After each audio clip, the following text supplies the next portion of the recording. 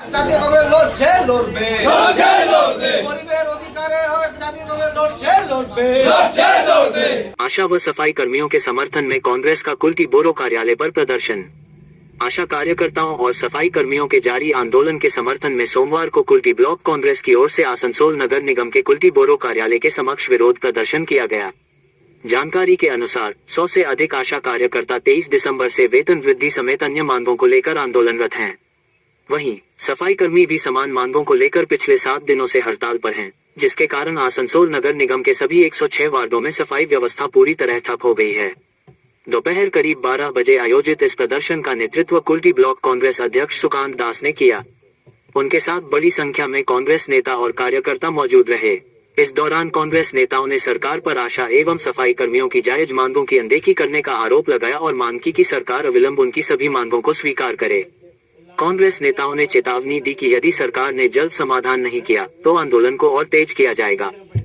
আমাদের কর্মসূচিটা হচ্ছে মানুষের গরিব মানুষের অধিকারের দাবি দাওয়া নিয়ে আছে, যার মধ্যে হচ্ছে আপনারা জানেন বিগত 1-2 বছর ধরে আশা কর্মী এবং সাফাই কর্মীরা তারা ধর্ণা প্রদর্শন করছেন, তারা হরতালে স্ট্রাইকে গেছেন।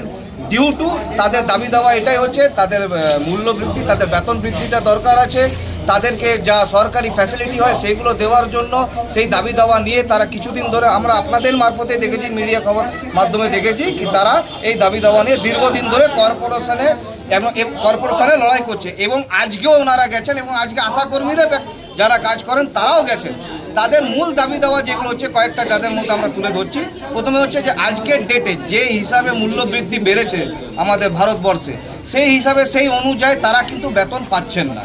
যেখানে সরকার থেকে এটা বলা হয়েছে তাতে প্রাইভেট হোক চাই ঠিকা হোক যেভাবে হোক তাদেরকে 8 ঘন্টা ডিউটি এবং সরকারি হিসাবে বেতন দিতে হবে। ইএসআই পিএফ এগুলো তো ন্যায্য দাবি, তাদের এইগুলো দিতে হবে।